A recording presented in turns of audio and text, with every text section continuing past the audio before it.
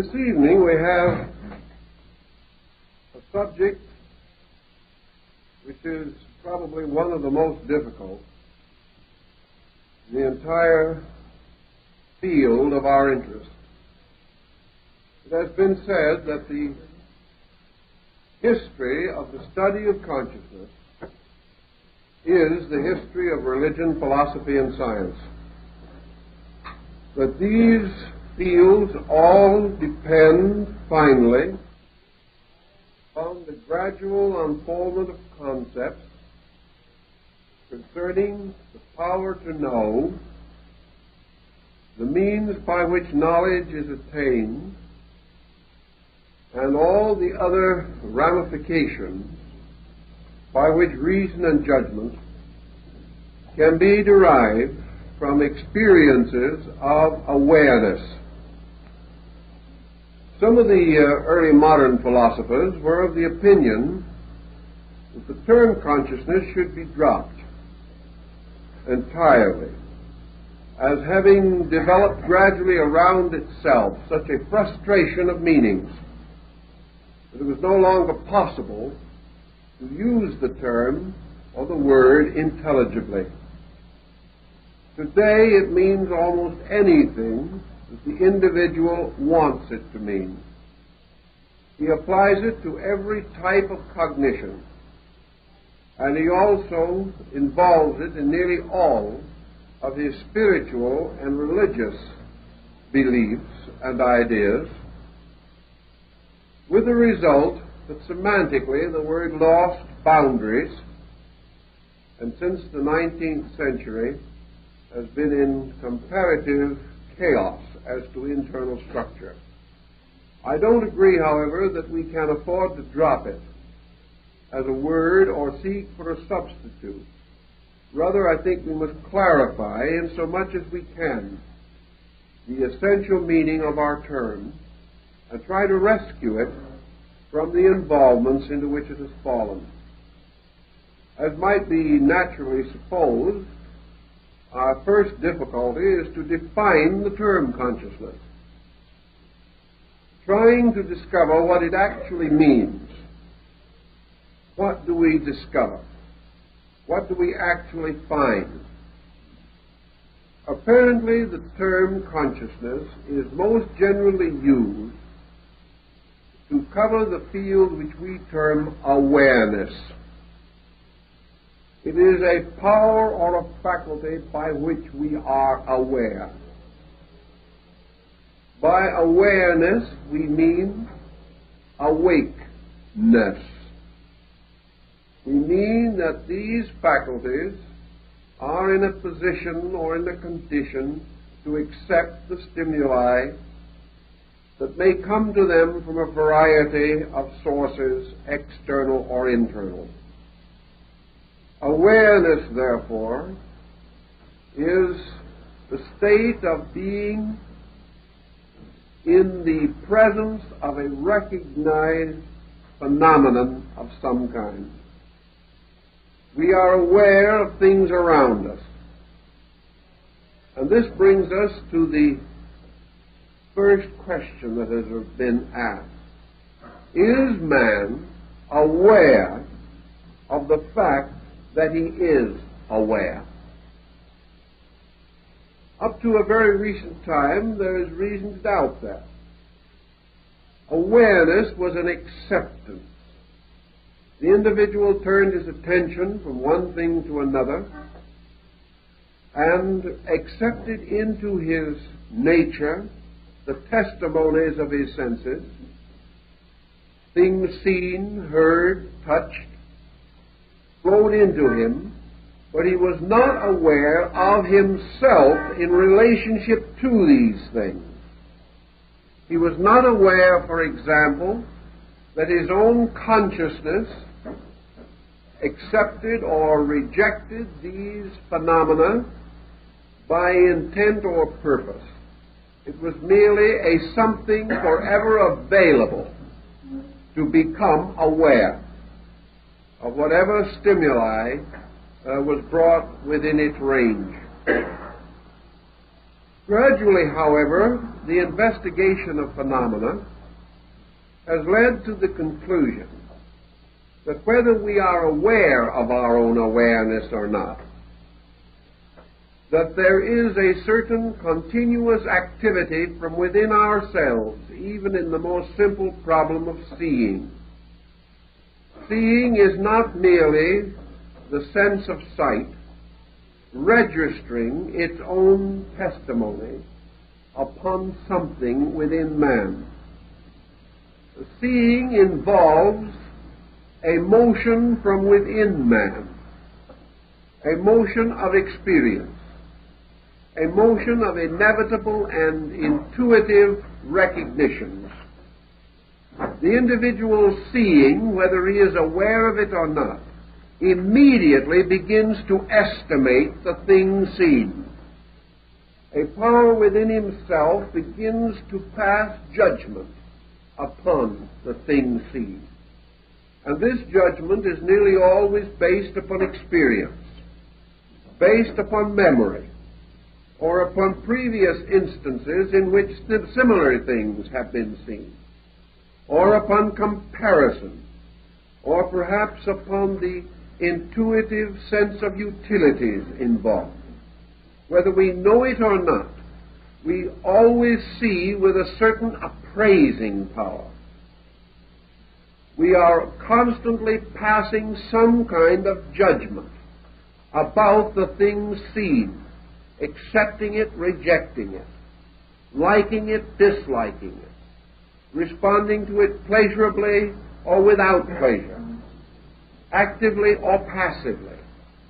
Thus, there is something within the individual that responds to the pressure of sensory perception and causes awareness to be immediately specialized into a series of judgments, conclusions, attitudes, and opinions. Yet this process, occurring almost too rapidly for us to estimate it, still does not cause the individual to experience the fact of his own participation in awareness. Most persons, being aware of something, are not aware of their own faculty procedure. They merely accept things seen, assuming that this is a natural and normal procedure. It is only after the rise of man's philosophic life, when he began to question the methodology of things that happened to him, that he began to get frustrated over the problem of his own awareness. Prior to this time, he simply was glad that he had this awareness. Gradually, however, the problem of trying to understand it intrigued his mind, intrigued his reason. Now, why should man wish to know how and why he is aware? Probably the answer lies in the gradual arising in human nature of certain doubts. From early time, man became aware of the fallibility of his own judgments. He realized that he could be mistaken, that due to the pressure of some psychic factor within himself, he could not depend upon the validity of his own sensory perception. He learned that he had a power by which he could pervert things seen or things heard, whereby he could interpret into something that which was not in it, or interpret out of it something that was in it. Therefore, that this process of awareness was not necessarily valid. When he began to experience this, he began to experience the need to rationalize this awareness process, to discover, if possible, where his own mistakes were.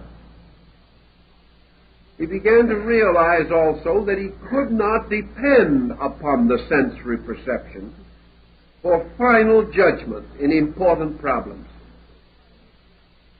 He could believe, as the ancients did, that the sun moved around the earth because it appeared to do so, and that when it set in the evening it went under the earth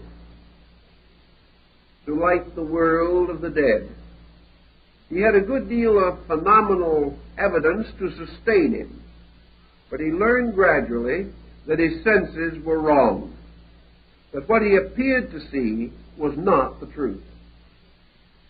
He learned in many ways that appearances could be deceptive, and by degrees he lost faith in the absolute validity of the initial impact of awareness.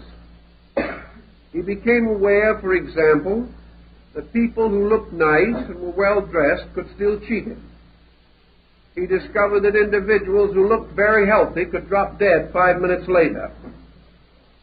He discovered that what appeared to be a great bargain was wonderful only on the surface, and that appearances could prove very deceiving. He began to become suspicious of surfaces and of appearances, and sought stronger and more positive instruments by which he could judge value. The moment he began to search for the judgment about value, he discovered he had to use certain internal faculties, that he had to weigh and ponder and consider. And he gradually divided his mental life into two parts: a concrete or objective mental life, dealing principally with phenomena, and an abstract or subjective mental life that dealt almost totally with principles. Now, principles by themselves were difficult to deal with. A man has never succeeded in dealing with a pure principle. He has never been able to separate a value completely from association with objectivity. If you wish to, for example, try to estimate in your own inner awareness the nature of a completely honest person. Now, you're out after a quality. You're out after the quality of honesty. You want to construct for your own purpose an archetypal image of total honesty. It is utterly impossible for you to do so without some recourse to objective symbolism. Man, primitive in his thinking, first decided that his way to discover the honest man was to find one somewhere in the world around him, and then use this person as a pattern for all other honesty. We have done the same thing in religion. We have taken the one good man and made him the archetype of an ideal humanity. We have taken one virtuous person and called his way of life virtue. We have taken him gradually out of it, but we have never lost sight of the example which he gave, which becomes the standard for the estimation of an abstract value. Thus, our search for honesty had to center in the honest man. Our search for truth had to be centered in a person who seemingly possessed this power or this invaluable treasure to a pronounced and outstanding degree. Truth without a truthful person or a truthful situation became comparatively unthinkable. So we were never able to completely get away from our dependency upon the records that our awareness had brought to us. Today, when we think of good as a virtue or as a quality, we must associate it with good persons, good conditions. We say that something fortunate that occurs to us is good. We must tie it with some phenomenal thing.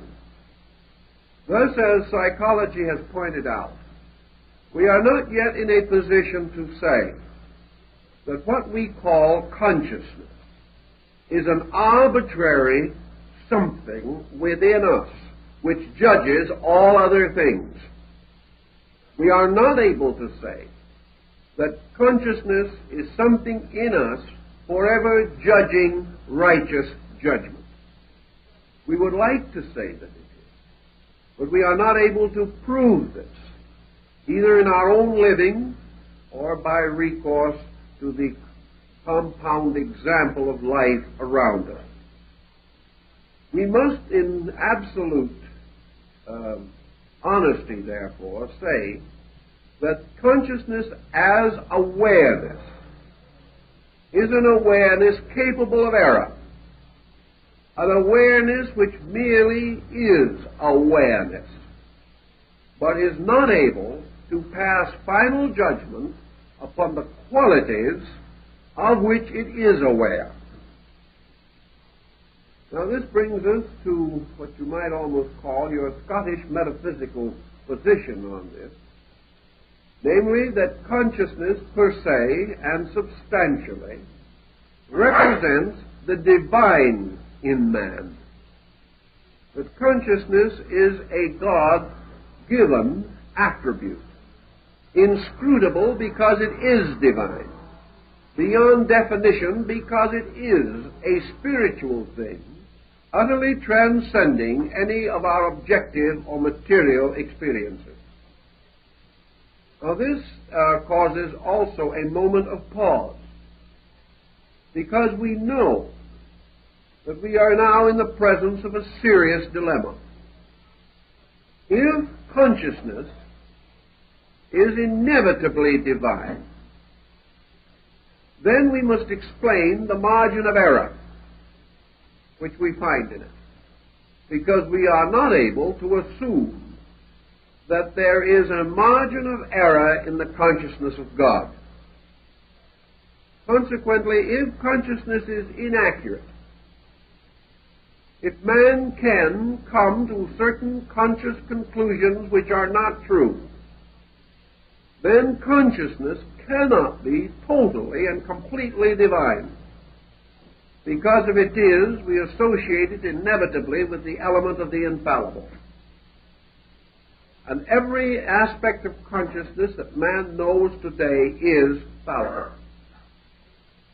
We know, for example, that the noblest aspects of consciousness as we know them will be subject to modification in the future, and things which today we disregard or upon which we pass adverse judgment may sometimes be accepted as superior to what we have now or what we now accept. Thus consciousness cannot be more or nor less than a conditioned kind of awareness.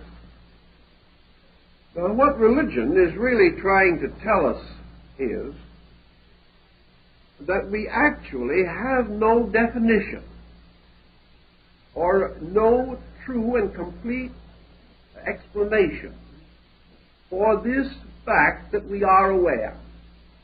Once we become aware, we can assume that our awareness is subject to error imposed upon it by mind and sense.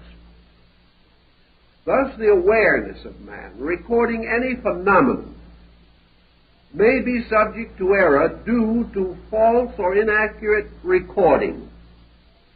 The sensory perception was not correct or not complete in its testimony. This can and does still leave the root of awareness as an energy or as a power, a kind of spiritual electricity, a kind of life essence by which awareness is possible. Religion might well affirm that this life essence, prior to its entanglement in judgment, or prior to its extension in awareness, may be regarded as a sacred or divine element or agent. in the compound of man. Science today, striving to work this problem out, has had a number of hypotheses with which it has toyed, at least for a time. One of these concepts is that actually consciousness is a byproduct of body. That in some way consciousness arises within body. That it is due to the chemistry of the kind of creature that we are. And that no other kind of creature could have our kind of consciousness.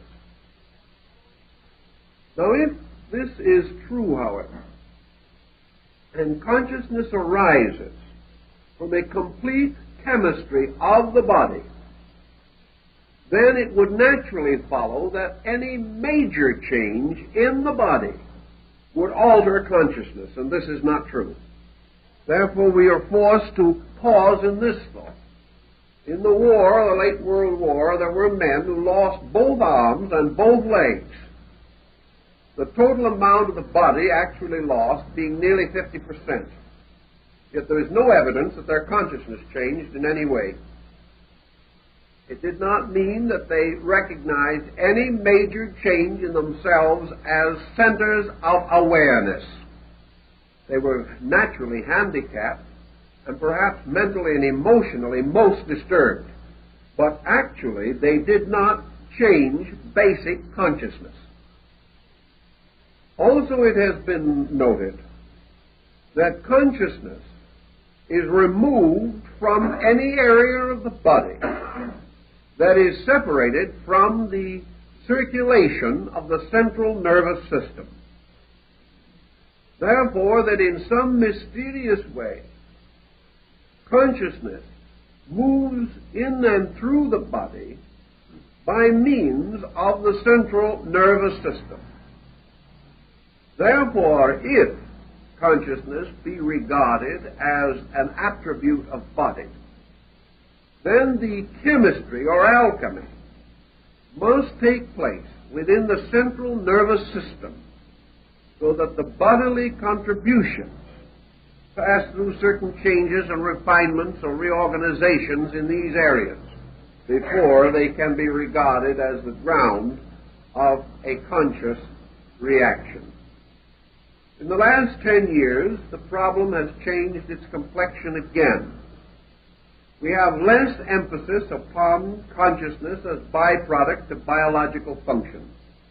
We are again beginning to think of consciousness as something imposed upon body, something separate from and superior to body, either arising in a psychic field, which is an overtone of body, or else in a soul sphere, which is an undertone of spirit, and is itself superior to body. All these theories and problems and postulations have their strong advocates, but an advocate does not necessarily possess the full answer. So this evening and through the rest of this series of lectures, we are going to try to summarize and explore the field of consciousness as it is understood in both Eastern and Western religion and philosophy, and as far as we can in the terms of psychology and in comparative standards which have arisen over the last several thousands of years of human intellectual contemplation. We can then begin with one of the most basic concepts that we have, and that is consciousness as the subject of its own object. Consciousness was to most ancient people regarded as subject, therefore identified with self, or identified with I. Consequently, in seeking for early definitions of consciousness, it was customary to associate this power with the existence of a selfness or even a selfhood within the composition of man. Consciousness then became the primary attribute of self. I am, being perhaps one of the simplest, the most ultimate statements of consciousness, and a statement which has gone unchallenged for the most part through the ages, because no one has sensed or felt the audacity to say, I am not.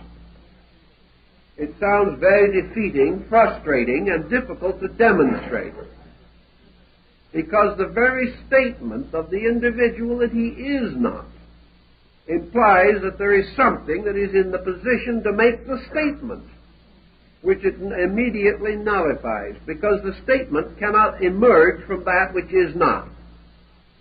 The man can deny, but in his very denial, he proves that which he seeks to deny, because he must use his own statement to deny his own existence. This becomes illogical, and primitive man, even at an early time, was not that foolish. He outgrew this situation rather quickly.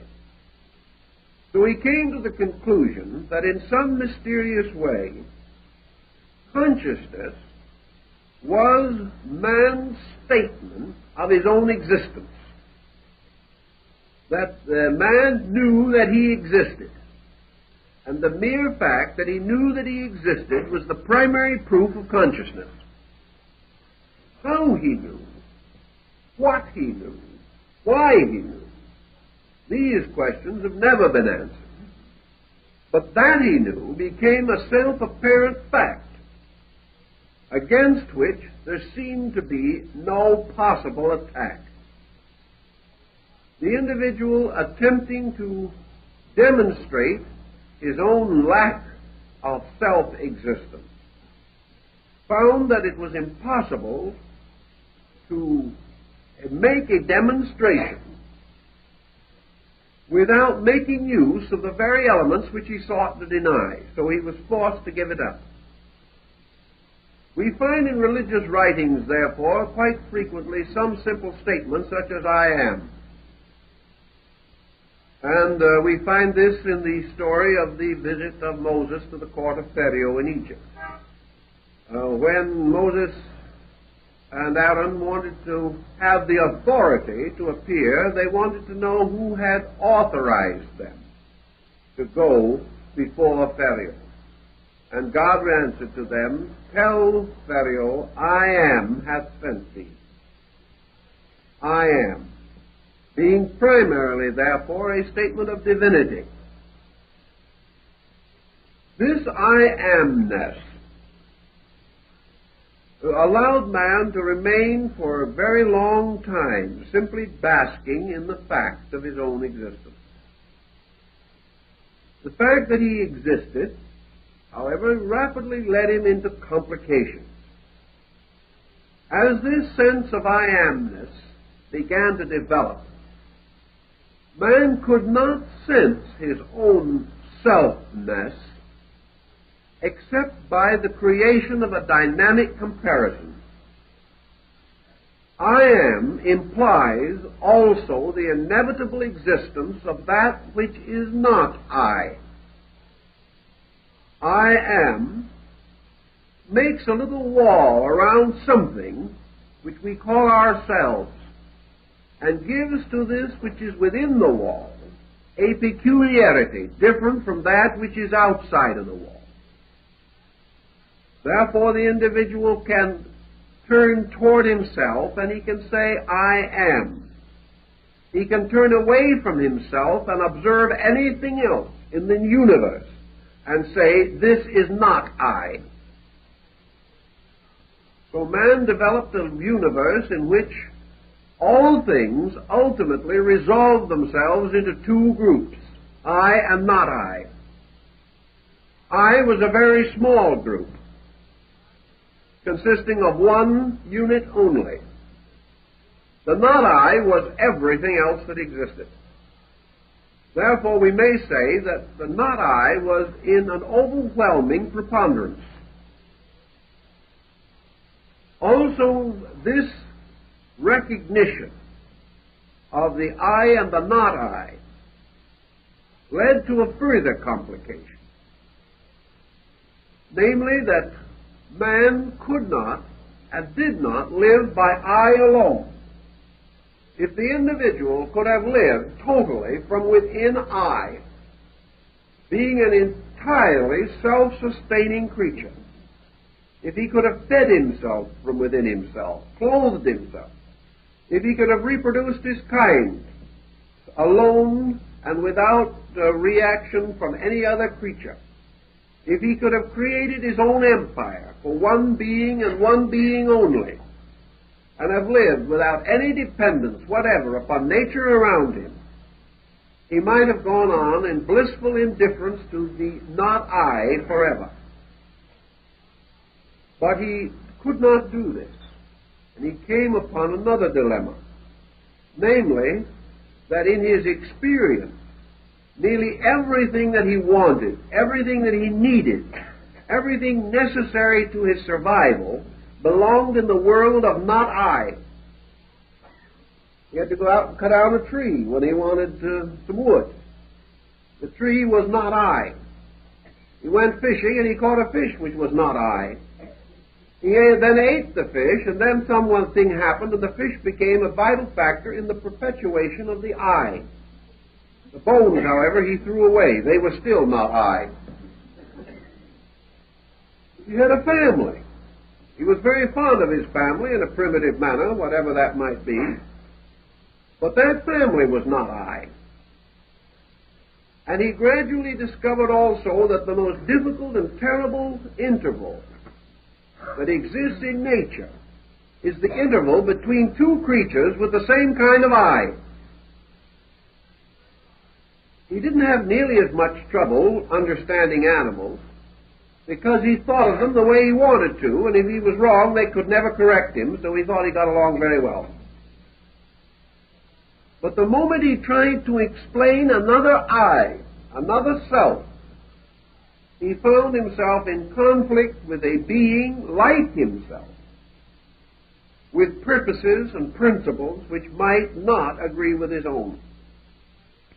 So man, struggling against this not I, discovered that himself as subject was under the almost continuous tyranny of his not self or the world around him as object. And we find this arising not more distantly than in our evening paper tonight. For we discover in reading the paper that there are many things happening in the world that we do not like. If we had anything to say about it, they wouldn't happen, according to our way of thinking.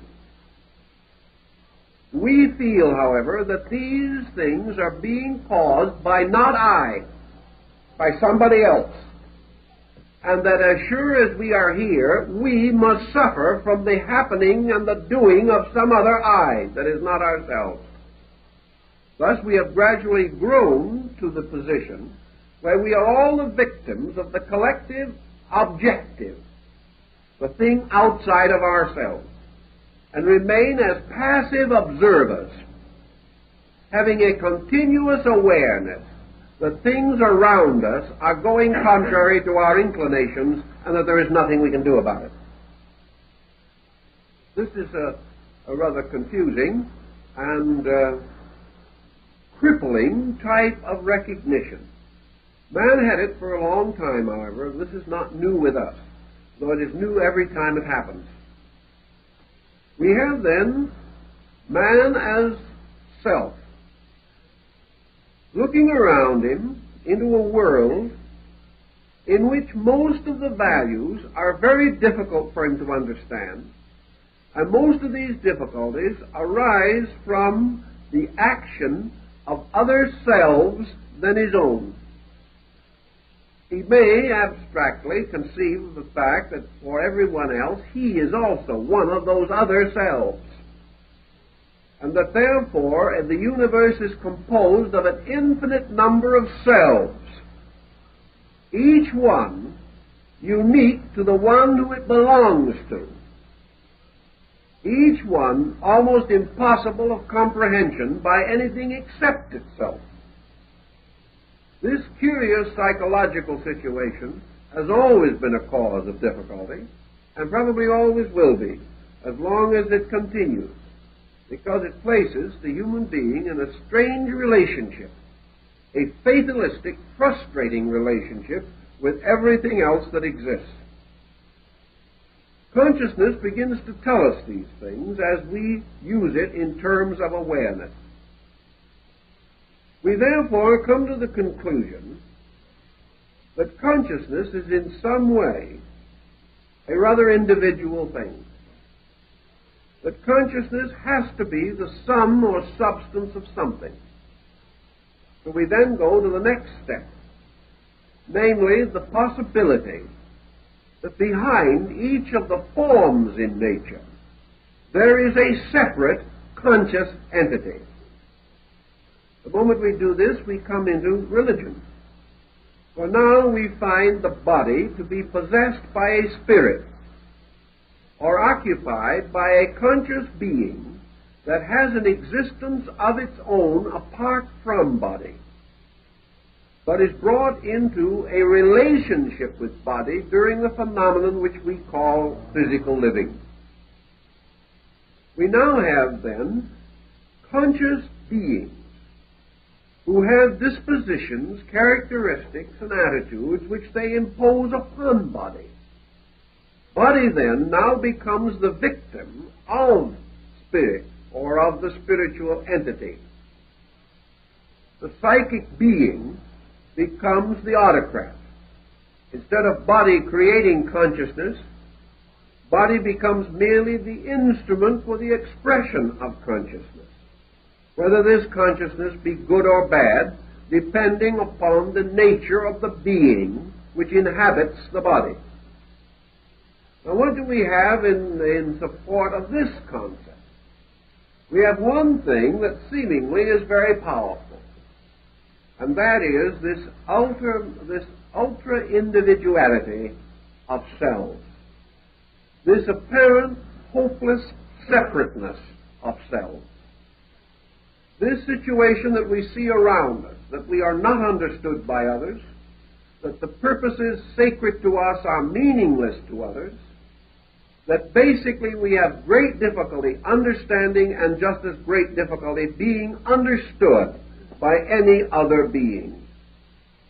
Under such conditions, it seems that we can demonstrate that consciousness is a series of individual units, each one encased in some kind of form or body, and that these individual units are irreconcilable in themselves, having different origins and different destinies. This seems, from a phenomenal standpoint, reasonably conclusive, but it presents us with another rather abstract but important dilemma. And that is that we observe everywhere in nature that things in their ultimate states are not separate. We recognize, for example, that this solar system of ours is all to a great degree bound under the luminosity and energy of one sun. That this one sun, or one light, or one life, illumines all things, sustains them, nourishes them, and is present in their compound. If this be true, we see in the power of the sun one light, susceptible of infinite differentiation. We know that the energy from the sun not only moves the planets and causes the grass to grow and inspires the poet and the mystic, but also sustains the worm and the insect and makes the earth fertile, makes the very water that we drink suitable for our use. Thus this life, though infinitely separate in its manifestation, appears to us to be one essential substance. Man, contemplating on this in the golden age of philosophy, came to the conclusion that the life in man must be essentially one substance, on the simple, empiric, logical premise that there cannot be more than one life, because life is not a separate thing, but a total and inclusive thing. There can be many living things, but life is the common denominator of all of them. Therefore, life is a universal, even though living may be a particular experience. Thus, the ancient, contemplating this, came to the conclusion that as life is able to support many things in no way resembling each other, and at the same time certainly not resembling life itself, which is totally invisible in its own essence, so consciousness can be one thing, although it is manifested as many different things with apparently little similarity, and with the same attribute that life possesses, namely that in its substance it is invisible. Thus, consciousness is one kind of energy, itself never to be experienced totally apart from involvement of some kind in a conditioning or modifying agent.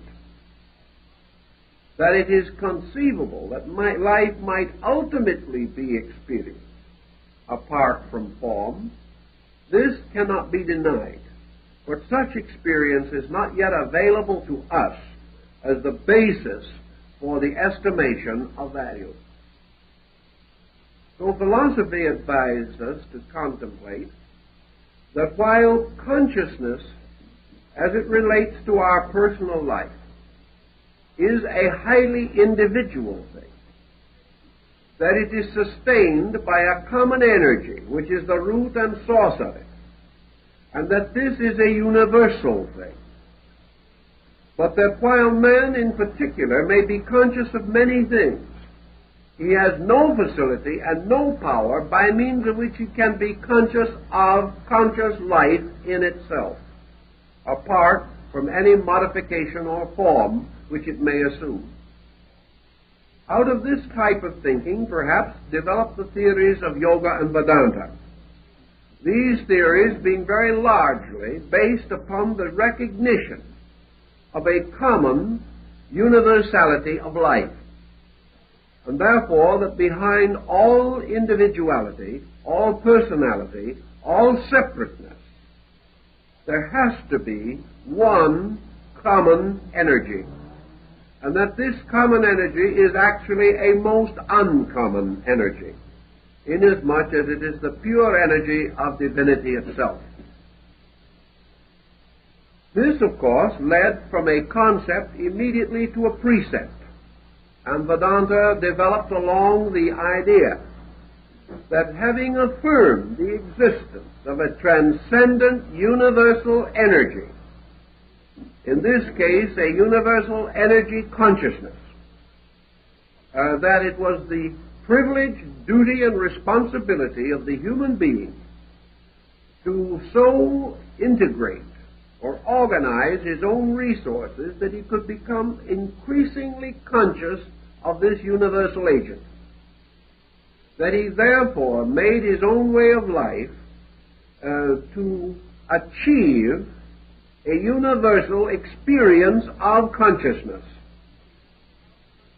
Now, this universal experience of consciousness, the modern psychologist warns us, is not quite as simple as religion might make it seem to be. Because actually, how are we going to discover the validity of our own mood?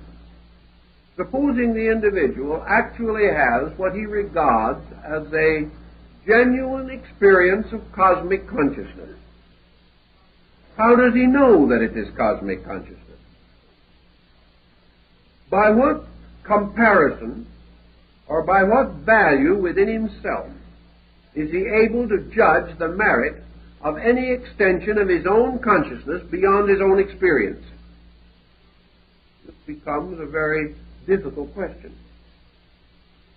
We may have an experience which seems to us transcendent.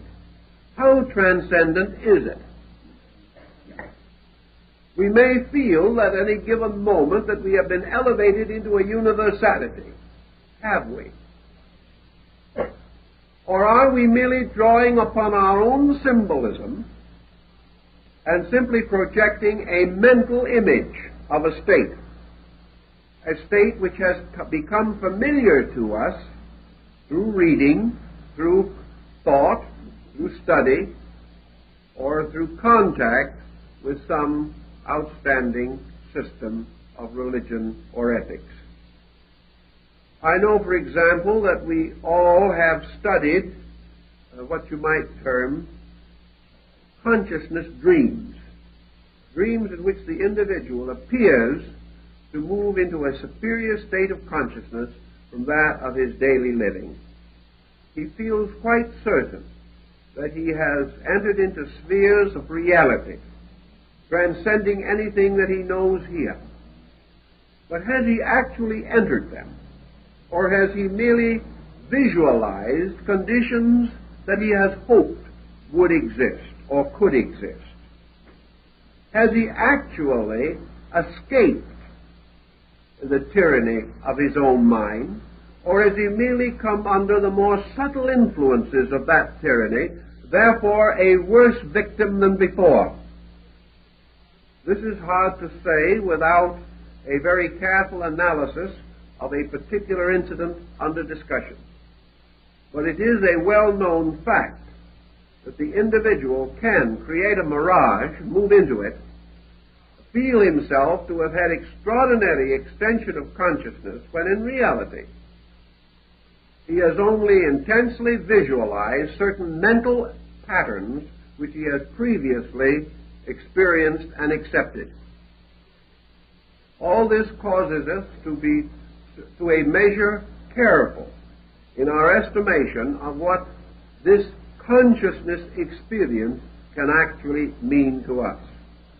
We have to be very thoughtful, very wise, not allow ourselves to become too optimistic in our examination of these factors. The fact still remains, then, that we are aware, and that this awareness troubles us to the degree that we try to understand how we are aware, and why. And perhaps in going into this situation as thoughtfully as we can, there is another approach that might be worthwhile. And that is the approach of the mystic. And the mystic, seeking to discover consciousness, tries to do so by suspending the function of everything that is not consciousness. He does not attempt to storm the gates of heaven. He does not attempt to push his own mind or his own convictions into the world of causes. He does not attempt to dictate to the universe as to how it exists or what it is like, nor to impose any concept of his own upon universals.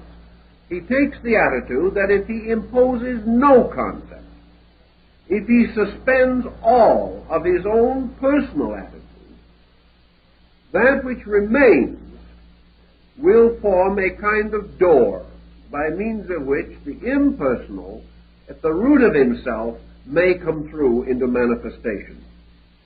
In other words, that if he can prevent illusion, prevent himself from distorting his own mind, prevent himself from allowing the mind to dominate his spiritual convictions, that in this way, by suspending mind, he can come into the direct presence of consciousness itself.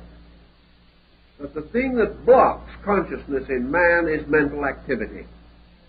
The ancients assumed, of course, that two things blocked it: mental activity and emotional activity. That wherever the individual was under mental or emotional pressure, he would never be honest, he could never see anything as it truly is, and he could never be still and permit the internal to move through him. Thus the Quaker, the Quietist, the Sufi, all of these types of mystics assume that consciousness could best be experienced or discovered through the total suspension of all function. And this was to a measure behind the meditative disciplines of Eastern religion, as well as the monastic disciplines of the Western Church. Out of this experience, however, came a series of consequences which also have to be estimated in terms of value. One thing we do know, namely that the suspension of the objective faculties of the individual certainly did have a particular and definite result. And that result was a distinct ennobling of his nature. The individual who was able to suspend his own selfishness, for example, exhibited a larger measure of unselfishness. The individual who was able to suspend worry found greater internal organization. Therefore, we can say that the person who is able to suspend negative processes in his own psychic life certainly gains a considerable amount of insight, or releases a superior quality of insight as the result of escaping from or overcoming negative or lesser degrees of insight. Thus, in the experience of the mystic, there seemed to be an increasing godliness, an increasing sensitivity to value, as the individual slowly relinquished those attitudes which were most likely to bind him to false concepts and standards. Here we have then perhaps the explanation throughout the whole world of what we might term the mendicant attitude in religion, namely that man not being able to serve two masters, those seeking God must first renounce the world. This renouncing the world was only symbolic, however. It was the renouncing of the entanglement in which the sensory perceptions, attaching themselves to objects, became hopelessly involved in these objects and in the destinies of these objects, to the degree that there was no longer any possibility of attaining a tranquility because of the non-tranquil nature of attachments. Attachments are always subject to improvement or to lack or loss of improved condition. They go forward or backward. The individual either becomes more or less, and these attachments never seem to stand still. And the individual captured in the moods and constant motions of these attachments must also bear their commotions and the confusions which arise within them. So the mystic simply takes the attitude that if you can suspend worldliness, that which you have left is God consciousness. That the individual who has no consciousness of his own, by that very fact becomes aware of universal consciousness. That universal consciousness and human consciousness have a common root, but that the one cannot be manifested, the universal, until the other, the personal, has been suspended. This again is the idea that man cannot serve two masters. Therefore, he cannot serve both the mind and the consciousness. He cannot serve the ego and God. And somewhere he must make the decision. And if he decides to serve truth, then he must gradually detach his awareness from all these pressures which cause illusion or have a tendency to result in a distortion of the testimonies of sensory perception. The story we have of Dante and his contemplation of the city of Florence follows in this thinking also. Namely, that the mystic, having impersonalized his faculties, is able to perceive all things in a more universal way. He is no longer concerned with friend or enemy. He is no longer concerned with wealth or poverty, youth or age, attachment or loss. And being free from these pressures, he seems to gain a kind of tranquility, a suspension of pressures. And this suspension of pressure has always been an essential part of the phenomenon of mysticism. So we then begin to say, what does this mean in terms of consciousness? It means a certain relaxation. It means that consciousness is no longer constantly moving. Awareness is no longer bombarding the center of itself with an endless stream of testimonies. Western man, confronted with this problem, takes the attitude that to suspend these faculties, to suspend the pressures of living, will mean to reduce the consciousness itself to a non-entity. What he is trying to tell us is that the consciousness has no existence apart from stress, that it exists primarily because it is challenged, and that consciousness is man's reaction to challenge, that it leads to the gradual strengthening of faculties and the intensification of energies, the development of the power of the will, and the gradual integration of resources against adversity. Therefore, that if we suspend the problems around man, we isolate him, and his consciousness simply goes to sleep because it is not challenged. That the consciousness, therefore, in man is something which rises primarily to challenge and has no existence apart from the need for itself, which man experiences in daily living. This, however, is not quite rational either. It is subject to a great deal of controversy and debate on a number of grounds. First, if consciousness is dependent upon phenomena, such as man's association with the immediate problems around him, and consciousness represents, as we have a tendency to believe that it represents, one of the highest existing forms of energy in space, then it leaves universal consciousness dependent upon universal action, and causes God to be totally dependent upon his creation for his own existence. This opens another question. It opens the problem as to whether the divine nature in this respect is identical with human nature. Man is dependent for certain experience upon his environment. Is this also true of deity?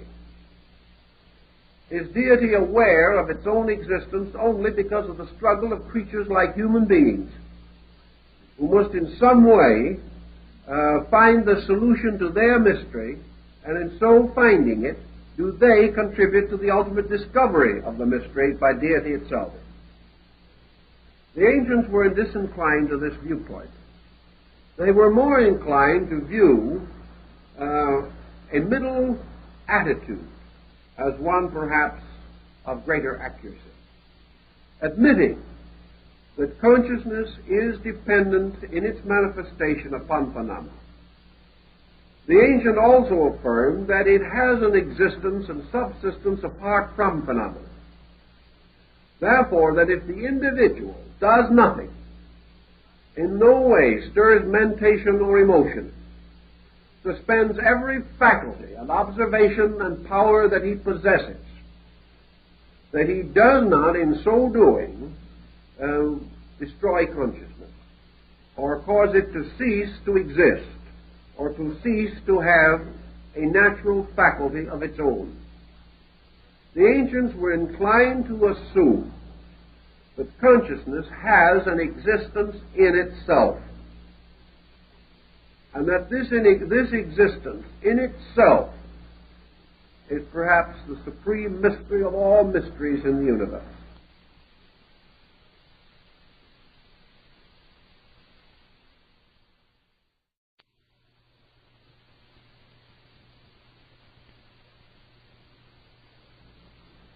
Let us assume that man with personal consciousness becomes by means of it able to understand a personal world of particulars around him.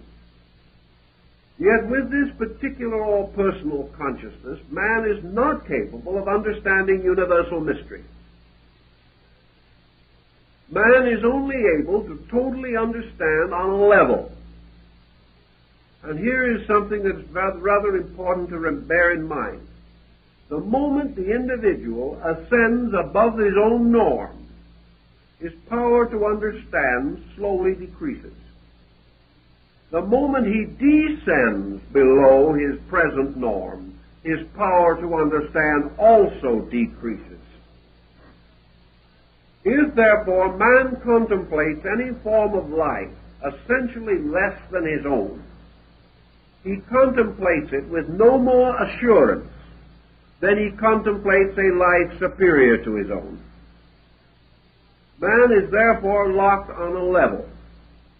We might say, for example, that man's body, containing within it all the working parts of his own elaborate economy, that man should be capable of the experience of the parts of his own body, but he is not. Man is utterly incapable of experiencing the problem of his own heart. He is not able to experience in participation the project or problem of the digestion of his own food. To him, the mystery of his own digestion must be studied out of a book as though it belonged to someone else. He cannot experience the process of his own digestion. The only time he can get a little taste of that kind of an experience is when he has indigestion. Then he discovers that he is aware of something. But even this awareness does not prevent him from making the same mistake that caused the indigestion. Man is aware of pain or discomfort, but he is not aware of process. He cannot be very quiet and very still and experience his own digestion.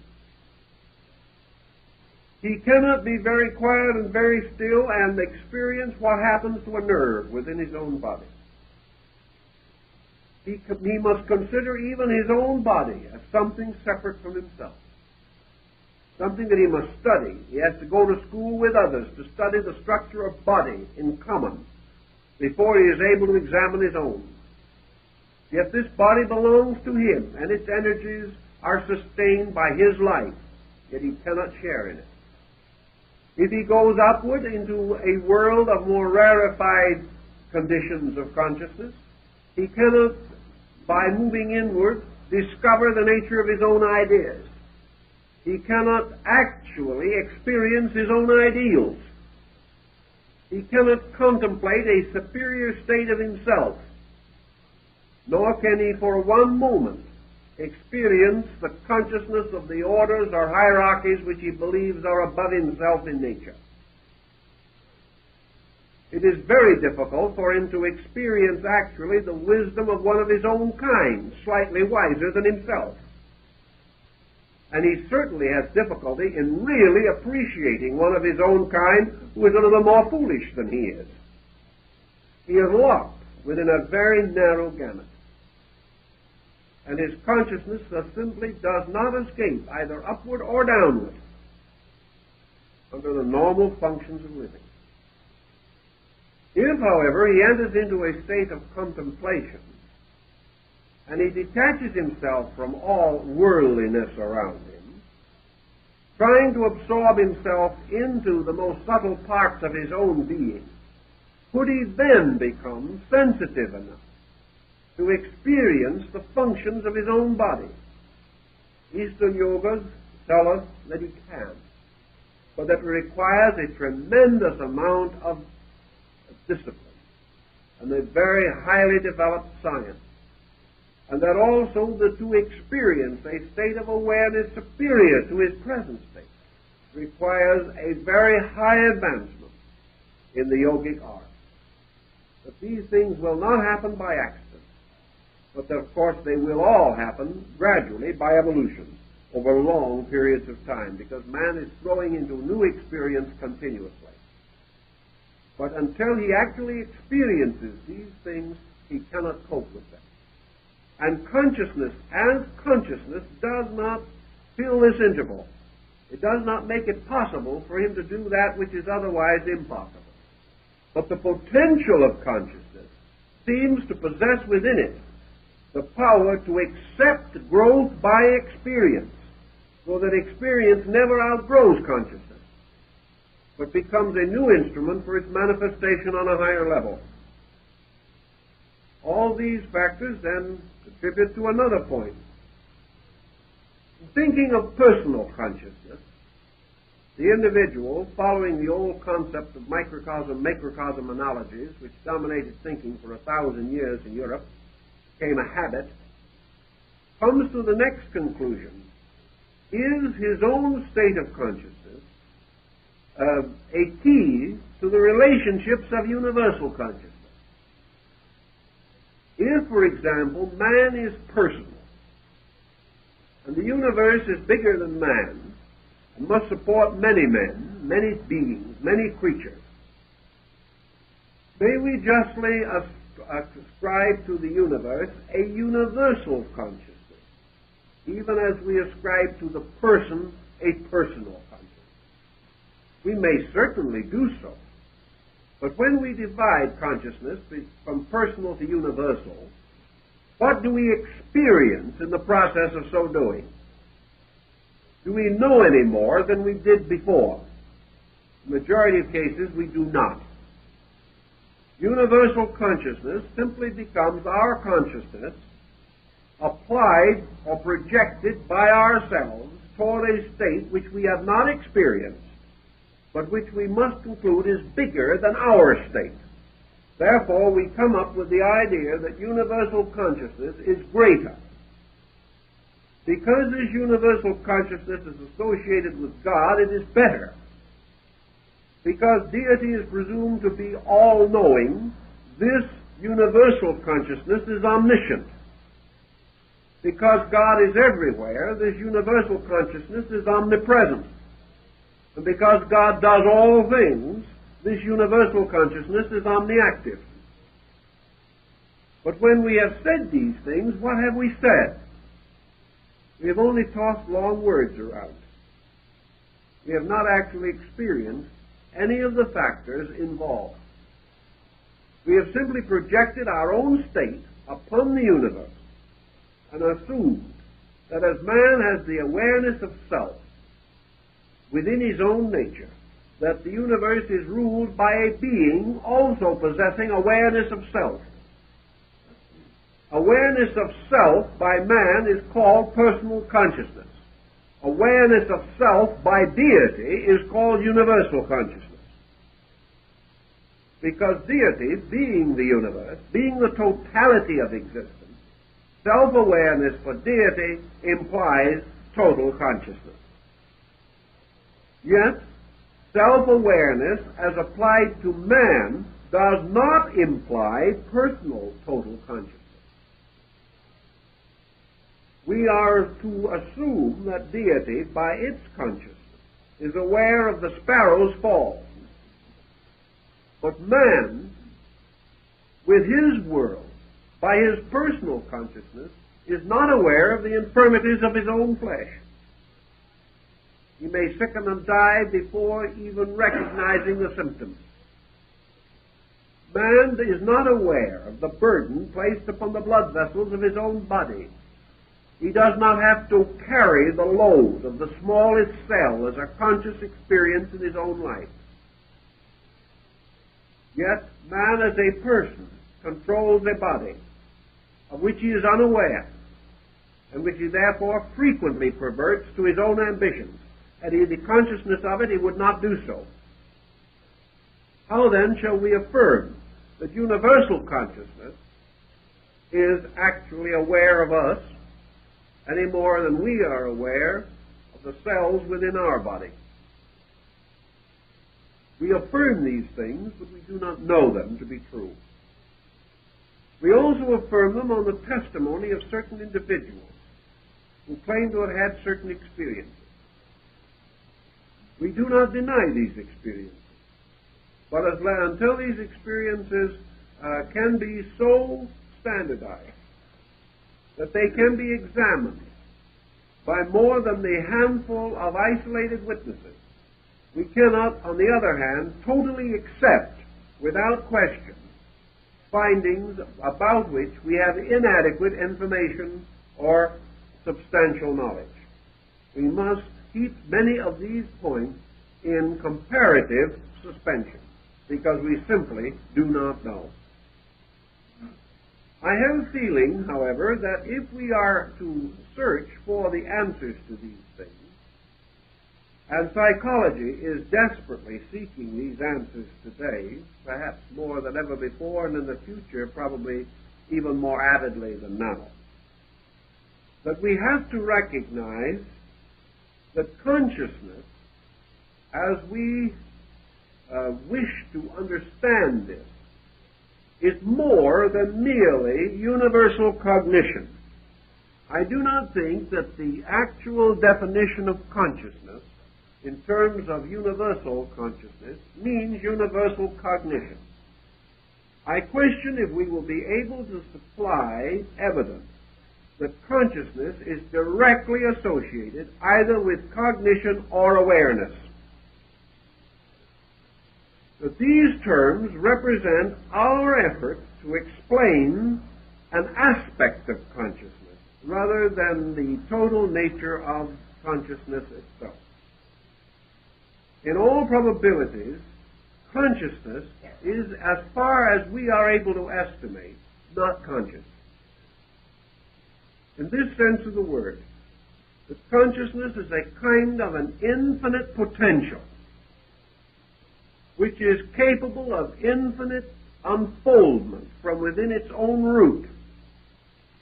But the root itself is so completely remote to our experience that we have no adequate way of defining it. This does not mean that consciousness does not exist, but rather that what we know as existence is not enough to involve or enclose our concept of consciousness. Our word existence does not go far enough. No thought or term that we have goes far enough. No state of being that we can experience is close enough to consciousness to give us any clue to its essential nature. Perhaps the nearest clue that we have is this process of suspending a function that is not consciousness. But out of this suspension, for the most part, we arrive at a total suspension. We come into the presence of a timelessness, a beinglessness, in which, according to the testimonies of the ancients and those who have experienced these things, we gradually lose sense of self-existence. That true samadhi, or true nirvana, as taught in Asia, is the complete suspension of the sense of self-existence. The individual reaches a state in which he is not aware. And furthermore, by this means, he also has reached a state in which he is no longer aware whether he is aware or not. The complete suspension of the state of knowing awareness. Therefore, in this instant, the individual escapes time and place totally. Consequently, what we call awareness is related to time-place association. We are aware of time and place, of the relationships of these things upon each other. Time, place, things. All these are essential to awareness. The suspension of time, place, and thing causes the suspension of awareness. In that instant, man is unaware of his own existence or non-existence. So we study the problem as carefully as we can to discover, if we can, what the individual is cognizant of while he is not aware. Well, that's a pretty problem. In other words, it's an extension of the idea, what is he thinking about when he's not thinking? In the samadhi and in the experiences of Eastern mystics, there is a peculiar term which comes in, which I don't think has been much discussed in the West, except perhaps among some of your old medieval saints. And that is this reference to blessedness, reference to bliss, and to a state of almost perpetual ecstasy, which seems to mark the profound, mystical, apperceptive mood of these saintly persons. Having transcended all personality, time, place, condition, there seems to be described a state of bliss, a state of timeless, measureless, beingless bliss. Now this has been explained and studied a great deal, particularly in your Oriental philosophy, to find out how an individual can be so blissful when he doesn't know that he exists. But he comes back with an answer which confounds the elders and leaves the entire situation in very much of a dilemma. Namely, that bliss exists, that he has discovered that a condition exists, but he does not, which is the exact reverse of everything we know. Are we then to affirm that consciousness in its own nature, a priori, is the exact reverse of everything that we know? Is consciousness the opposite of every definition we've ever given it? Is consciousness, therefore, by its very nature, completely contrary in substance to the extensions of itself in matter? Is anything that appears to be good at one pole bad at the other? And is this consciousness, which we know as the continual urge to be aware, is true consciousness a complete suspension of awareness, presenting to us some dimension above awareness, beyond anything that we can conceive of with our present faculties and our present knowledge? Buddha took the position that true consciousness was not only incomprehensible to us, but different from anything that we have ever experienced, and making use of a series of instrumentations which we have no awareness of. That true consciousness is not extinction, but can only be discovered by the total extinction of every process that we use to attempt to attain consciousness. Inasmuch as every process that we use creates pressure, creates intensity, and builds a greater wall of illusion or misinterpretation around our awareness problem. So he took the simple answer that universal consciousness can never be known until it is experienced, and that when it is experienced, it is discovered to be perhaps what the mystic says, not the individual aware of something, but condition itself aware of the individual, that there is a positive polarity in space, and that true consciousness is the universal being aware of the particular, whereas consciousness as we know it is man as a particular forever seeking awareness of universal, or that which is separate from himself. Man seeking to understand what is separate, whereas consciousness is forever moving through that which is not separate, but is the same.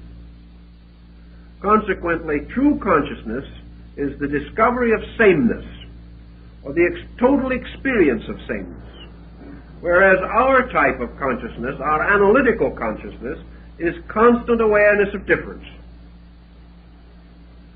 Socrates and many of the Greek philosophers worked very hard on this problem of consciousness, although the term was not very well known to them as we use it today. In fact, the type of consciousness that we refer to was unknown to them, because they had an entirely different attitude toward this entire subject. They held it to be self-evident among the Greek idealistic school that man was a stranger coming into this world, arriving here, having his internal psychic life drowned or intoxicated by matter, and that therefore he lived in this world in a kind of stupor from which he could only be released by discipline or by initiation into the mysteries. That if by virtue and integrity he lifted himself above the restrictions of his own body, gaining during life victory over his own senses, emotions, and desires, that he might then return again to the spiritual estate from which he had come. This concept was almost a complete pattern. The Greek mind did not go further than this, because it also dealt with the concept of metempsychosis, or rebirth, assuming that the individual would have to be reborn many times before the ultimates of consciousness were of any particular importance to him. This left the situation almost untouched, except that Socrates and most of the Greeks, including Pythagoras, pointed out clearly that the road to consciousness was a road to separation between worldly and divine matters, and that every individual seeking consciousness must attain this separation within himself, restoring to value those things which were valuable, and relinquishing such attachments as might interfere with the ultimate victory of the soul over circumstances. Thus, in the Greek, we have the beginning of the idea that man must attain some kind of a victory over natural habit or inclination before he could experience the true mystery of consciousness. In the East today, as in long ago, this consciousness problem presents itself in a variety of ways. Zen has one approach to it. Lao Tzu, in his Taoist teachings, had another approach to it.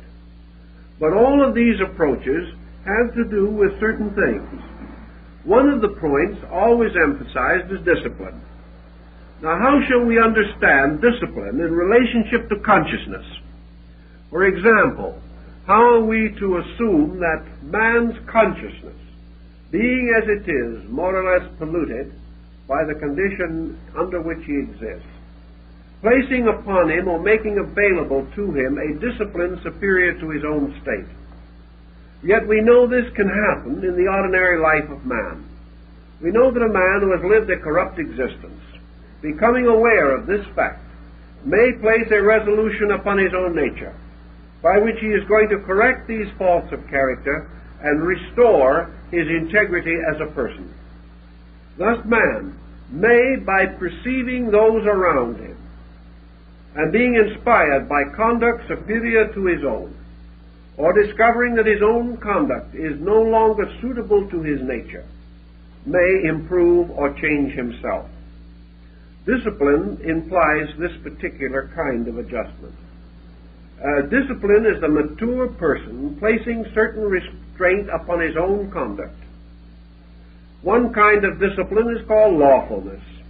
It has to do with social adjustment, in which the individual restrains his conduct because certain conduct is dangerous and detrimental to society and opens him to punishment.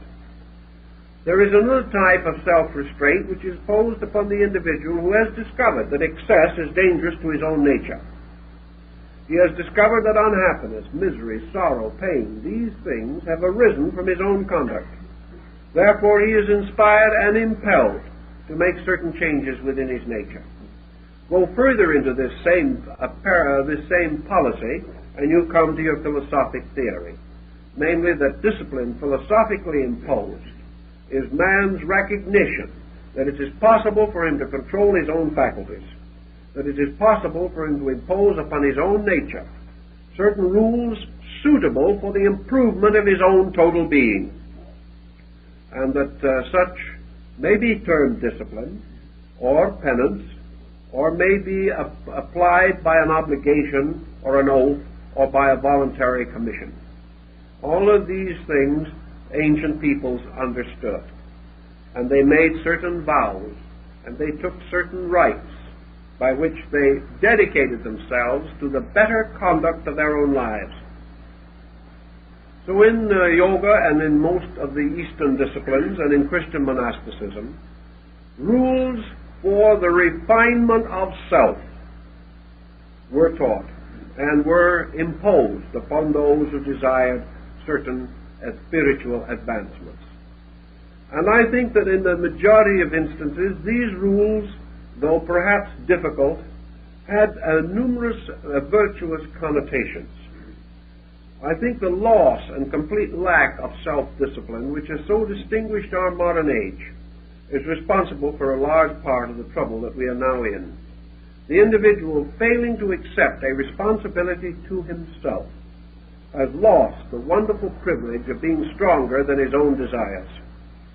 And lacking this experience, he has been unable to meet adversity with the strength and courage and dedication which perhaps was present in civilizations less advanced technologically than ours.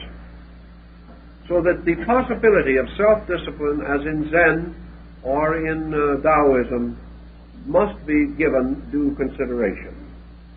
Self-discipline in terms of consciousness is the individual assuming that there is a life within him that is part of a universal life, and that this life is by substance and nature either greater than the common life of the person, or else in potential is capable of greater advancement, or of being able to support more adequately the improvement of the individual, if he will make an effort in that direction. So the disciplines of consciousness assume that there is something in man which is capable of a better knowing of things, a better acceptance, a better understanding or appreciation than that which is commonly available. Ancient man then began to study. Modern metaphysics followed in the same general pattern. The effect of the mind upon the man, and have come to the conclusion that the mind, as the Indian classic, the Gita, says, can be and frequently is the slayer of the real. That man's mind, setting upon him certain personal patterns and habits, causes him to develop a kind of characteristic or a false kind of personality or temperament, and that the findings of this false temperament pass as findings of consciousness when they are not. And that when the individual says I, he is usually not referring to his center of consciousness, but to his intellectual egoism. That when he says I think, he is not stating the truth. He is saying what he says without consideration. For what he means is the mind thinks. And instead of the mind being used to think by the I, the mind is its own master and is imposing its own requirements upon the self. Therefore, as Buddha points out, the individual says, I want. This is a lie except in one particular. Buddha says that man can say, I want, only in one way and make it honest. And that is that I want liberation. That any other desire except complete spiritual emancipation is not a desire of the I. Therefore, that the I does not want. The individual says, I like. Buddha says this is a lie. It is only applicable under one condition, when the individual declares a fondness or likeness for absolute truth. That nothing else arises from a proper level to say, I like, I want, I believe. To say, I possess, is false. And if there is a consciousness in man, this statement is an absolute contradiction to that consciousness. To say, I possess, is a false statement, because I cannot possess. The only thing that can possess is my body. And to say I possess means that I assume that my body is I. To say I want is to assume that my emotions are I. To say that I believe means to assume that my mind is I. To say I think is to assume that the thinker is the self. And these assumptions are not true. Therefore, the terms that we commonly use, and with which we are continually fortifying our own psychology, these terms are false. The longer we become addicted to them, and the more strenuously we observe them, the more completely confused that we will become. And this has apparently been true because we have finally reached the pinnacle of all confusion. There is no way in which we can estimate greater confusion than that we have now, except by waiting until tomorrow. Then we will have a new experience of how much worse it could get. But now we have reached the apex of the conceivable. But actually, consciousness is none of these things. Consciousness impels none of these thoughts, because in the substance of consciousness they are useless. Actually, everything that the individual does, he does for one of two purposes, one the positive and the other negative. Everything he is doing is either in order that he may approach reality or that he may depart from unreality. Everything we do in order that we shall be more happy or less unhappy, that we shall be more popular or less unpopular, more successful or less unsuccessful. Everything is either a positive or negative effort to move from an unsatisfactory condition to one that is satisfactory. How then can consciousness, which is total satisfaction, have any motion in it whatever? How can consciousness be escaping from anything or desiring anything? How can consciousness desire to be more than it is or to have anything that it does not possess? Havelock Ellis points this out in his mystical experience description, that in this transcendent moment he was desireless, that he lived or existed in a state of such complete adjustment with existence that he realized that there was nothing missing. Nothing could be added. Nothing could be taken away. Therefore, everything for which we exist, which is to add or to take away, must cease to be significant. And the motivations that move all of us become non-operative. What is man, therefore, to do when all of his familiar motivations cease to motivate him? He apparently is suspended in nothing. But actually, in that state of suspension, he is for the first time at the end of a journey through unsatisfaction toward something. Now, we do not assume and cannot take for granted even for a moment that the universe ends in a stasis. That all dynamic is eternal, we are reasonably certain. That forms and types of motion and energy can constantly change, we know. But that energy itself can cease, we gravely doubt. We know that it may be subject to modification, that it may pass into forms beyond our comprehension or conception, but that it shall cease once it moves is beyond our certainty at least. Therefore, we have no reason to assume that man ends in a suspension of a heavenly state of bliss which leaves nothing to be desired and permits nothing to be present that is not desired. This would be a complete suspension, a complete end of everything. What we are therefore probably dealing with is that we are bringing the individual out of the well at the bottom of which he has been existing, as in Plato's legend and fable of the well, that what we call nirvana, or the total extinction of man's escape and defense patterns, is actually the release of man's consciousness as fact. And therefore, at that time only, is the truth available, inasmuch as error has ceased.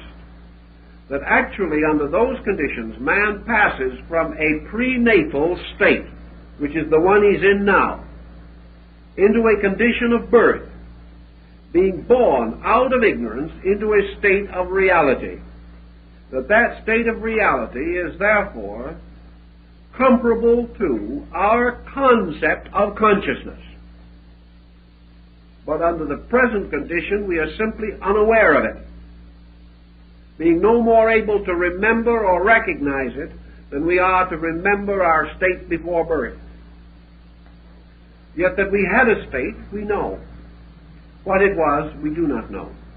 That we have a state beyond us in the future, superior to our present, we are convinced by instinct within us. What it is, we do not know. But we can only assume that it is more than the absence of itself. That whatever is less perfect is moving towards a condition superior to its own state.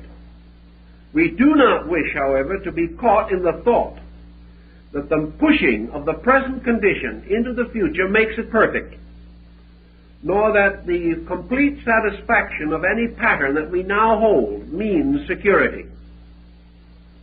What we are trying to achieve is the realization that there is an integrity, whether we know it or not, like it or not, believe it or not, accept it or not, and that it is toward that integrity we are moving, and that that integrity may or may not agree with anything we now believe, but that we are approaching it by trial and error regardless of any other efforts that we make.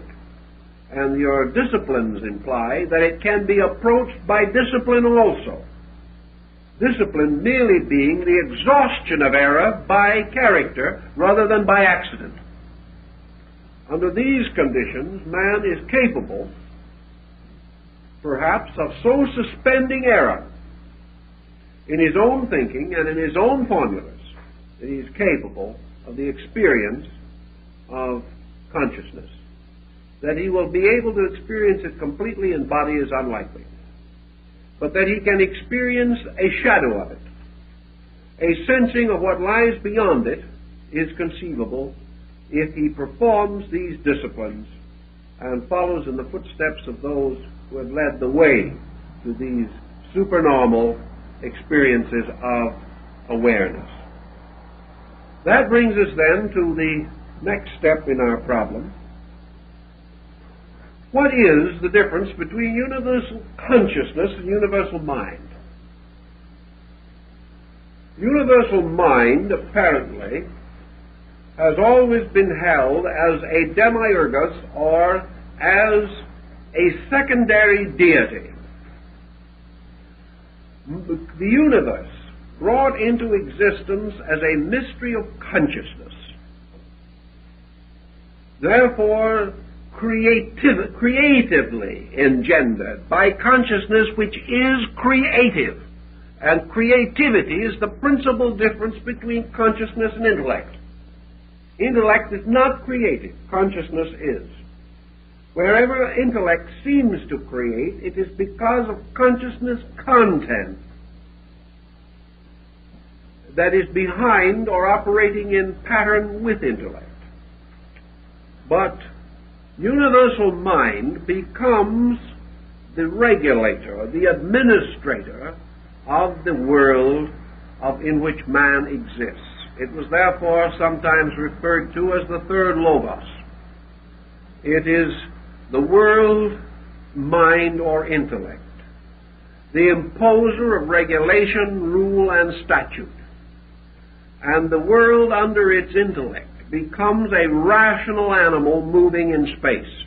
Plato so defined the world.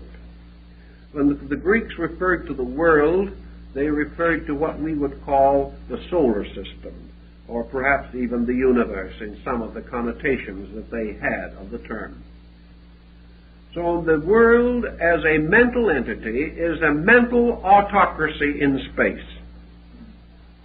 Even as man, as a thinking or mental creature, is a self-governing unit, governed by reason, intellect, or mind, governed according to the quality and capacity of individual and collective intellect. The mind, in turn, deriving its authority, substance, essence, and energy from world mind. Man with mind can become the thinker, but mind has never yet satisfied the inclination of man in his search for truth. The mind is not capable of the experience of truth. The nearest that it can come to it is the organization of reasonable facts. Therefore, the mind can discover the reasonable. The emotions can discover the good. But only consciousness abides in the substance of the real. And reality is beyond that which is either reasonable or good. The reasonable may be only reasonable in terms of relativity. The good may be good only in terms of relativity. But the real is unchanging, as the root behind all change and phenomena. Therefore, in classical thinking, consciousness is associated with reality. And that being is said to be conscious, which is capable of apperceiving reality. And that being is considered to be enlightened, whose true nature is regulated by the reality locked within itself. This reality is not mental, but man has created a false reality which he has imposed upon himself. And perhaps the false reality which he has imposed is best exemplified in his materialistic culture. For in materialism he has established a world ruled over by the concrete faculties of the mind, which have become a despot of realism on a material level. Realism as opposed to reality, for they are not the same thing. Materialism, rationalized, has become our way of life, and it is also promising or threatening to become our way of death. This carries with it the ancient belief that consciousness differs, therefore, from reason in its experience factor and in its creativity. A thing thought out is not a thing lived through. Thought is a kind of vicarious laboratory process. The individual can think about many things which he has not experienced and will not experience, because he can read about them and think about his own thoughts. Consciousness, however, is rooted in an experienced reality. It is rooted in the individual's power to say, I know, without exaggeration. The power to know is not the power of reason. The power to know is a sensitive field within the individual which either can receive the total impact of a fact or else is capable of so energizing its own nature that it can discover the fact in things around itself. Therefore, the question has been asked, and perhaps with validity, is the difference between objectivity and subjectivity in this sense that error is the result of external things moving in upon the individual, and reality the result of the individual moving out upon things.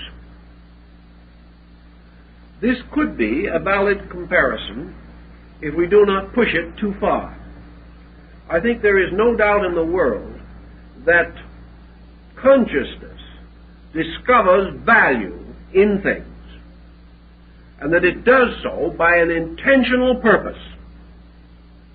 That consciousness coming in where intellection ceases, searches for that which the intellect cannot find. Intellect, for example, can discover character and motive. Consciousness, however, seeking reality, seeks the experience which led the individual to his conduct. And as we go further and further in this, we discover that the mind judges, but consciousness does not. That in some mysterious way, we refine the same thought that Jesus gave to his disciples. The mind says, judge righteous judgment. Consciousness says, judge not at all. For with whatsoever measure ye judge, so shall it be judged unto you. Condemn not, lest ye be condemned. In other words, mind passes judgment, consciousness suspends judgment. And there is a constant situation. This suspension is not due to the individual merely following the rule not to judge. Consciousness in some way takes the edge out of judging. It takes the pleasure out of judging. It lifts the individual from the mental exercise of the either-or Aristotelian mode and causes the intuitive recognition of value so deep that the individual no longer feels qualified to judge. Therefore, the persons with least mind have most fixed opinions, whereas those whose knowledge is greater hesitate to express an opinion, simply because the more they know, the more aware they are of what they do not know, and how much more there may be to any problem that they can possibly perceive. Thus, as consciousness increases, man's immediate mental certainties decrease. And you can have a mental bigot, but you cannot have a bigot in consciousness. Because consciousness is a thing in itself impersonal, and bigotry has to be intensely personal. So wherever we contact consciousness as we know it, or as we perceive or believe it, we observe one thing, that there has been a great motion of humanity. We come back to Bacon's concept of observation as one of the basic instruments of knowing. There's been a great motion of mankind from the beginning of time, a motion in which man has sought to discover reality as it is referable to himself. We have observed also that in this motion certain individuals, certain times, beliefs, attitudes, doctrines have come forth, and that down through time we have gradually come to most admire, most deeply revere and regard, respect, and consider as admirable persons with certain attitudes. We have also gradually come to observe that persons with those attitudes have been vindicated by history, that with the gradual passing of time, these persons have been proved right, whereas those with different or other attitudes have not been proved right. Thus we have a certain experience framework to indicate the correct or general motion of man's awareness. We know in general the kind of awareness that has made better people. We know the kind of awareness that has enriched cultures and has given us all that we have of nobility and beauty and truth. We know the kind of awareness that survives death and causes persons to be discovered, honored, and revered centuries after they are gone.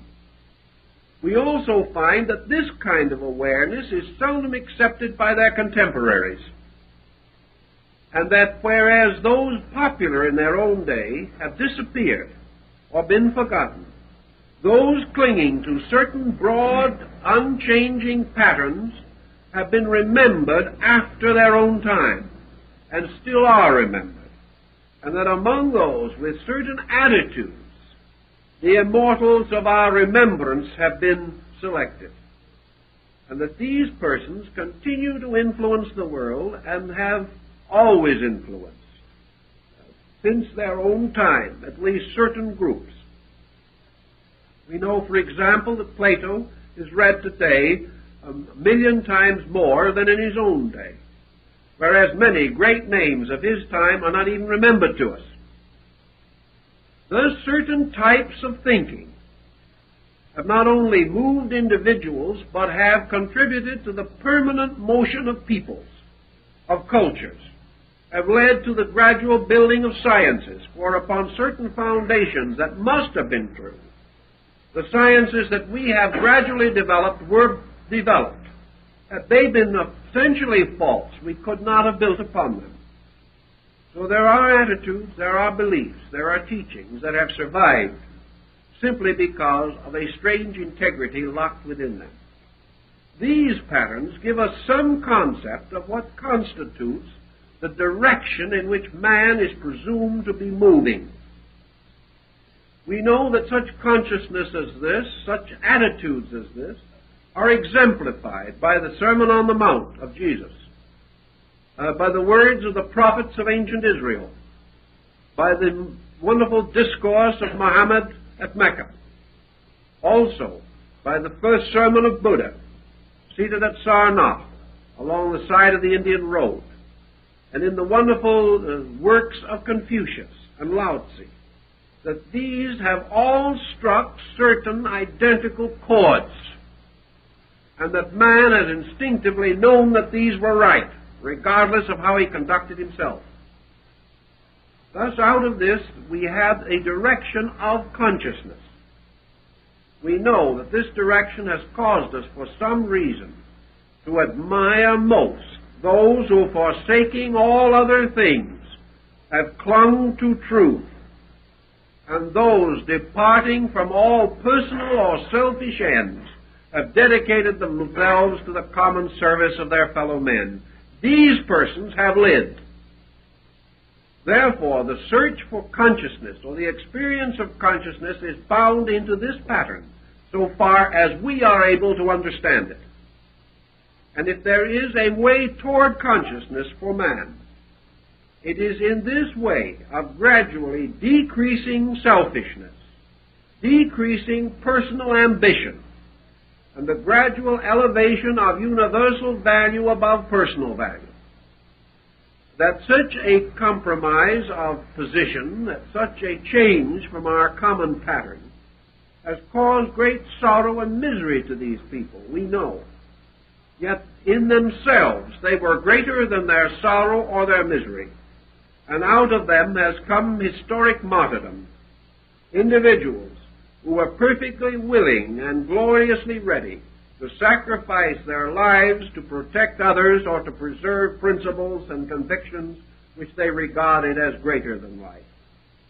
Thus we find the evidences of the courage, internal resource, and strength bestowed by certain convictions, as opposed to the common weaknesses resulting from certain other convictions.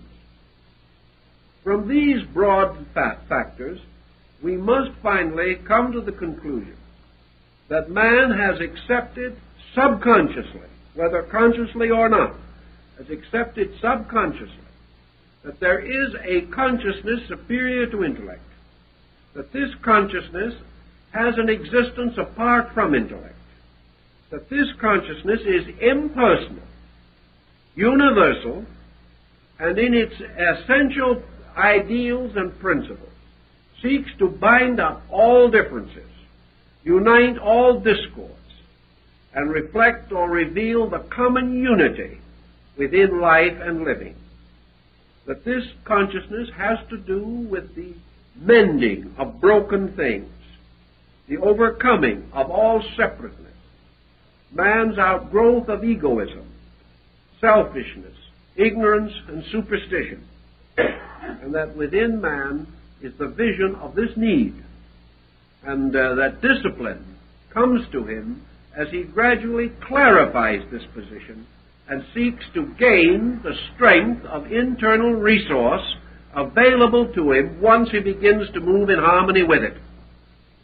And the search for consciousness for man today seems to be the result of a dedication by which he resolves to move himself with consciousness, toward consciousness, and dedicates himself to those ends which, to the best of his conviction, represent the proper and natural ends of consciousness, as differentiated from the intellectual and emotional ends which he has previously cultivated and which have led to discord and disaster.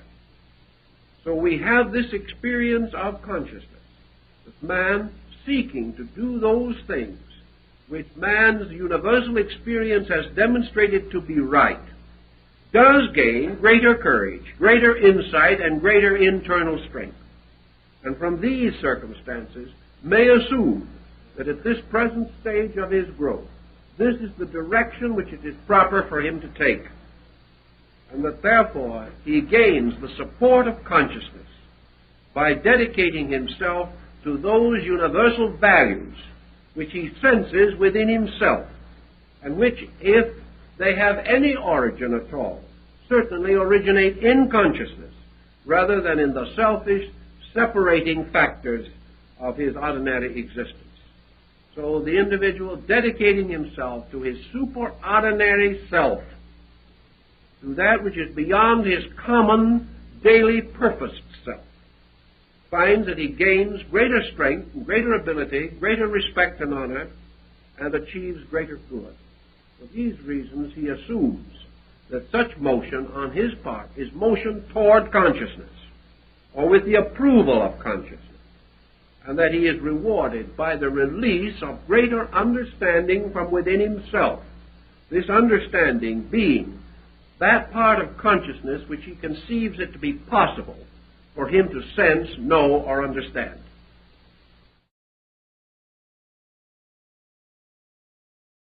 Into something that which was not in it, or interpret out of it something that was in it. Therefore, that this process of awareness was not necessarily valid. When he began to experience this, he began to experience the need to rationalize this awareness process, to discover, if possible, where his own mistakes were. He began to realize also that he could not depend upon the sensory perception for final judgment in important problems. He could believe, as the ancients did, that the sun moved around the earth because it appeared to do so, and that when it set in the evening it went under the earth to light the world of the dead. He had a good deal of phenomenal evidence to sustain him, but he learned gradually that his senses were wrong, that what he appeared to see was not the truth. He learned in many ways that appearances could be deceptive, and by degrees he lost faith in the absolute validity of the initial impact of awareness. He became aware, for example, that people who looked nice and were well dressed could still cheat him, He discovered that individuals who looked very healthy could drop dead 5 minutes later. He discovered that what appeared to be a great bargain was wonderful only on the surface, and that appearances could prove very deceiving. He began to become suspicious of surfaces and of appearances, and sought stronger and more positive instruments by which he could judge value. The moment he began to search for the judgment about value, he discovered he had to use certain internal faculties that he had to weigh and ponder and consider. And he gradually divided his mental life into two parts: a concrete or objective mental life, dealing principally with phenomena, and an abstract or subjective mental life that dealt almost totally with principles. Now, principles by themselves were difficult to deal with. A man has never succeeded in dealing with a pure principle. He has never been able to separate a value completely from association with objectivity.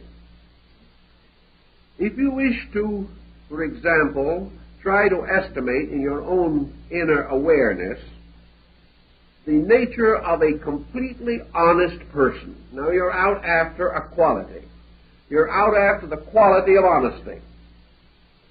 You want to construct for your own purpose an archetypal image of total honesty. It is utterly impossible for you to do so without some recourse to objective symbolism.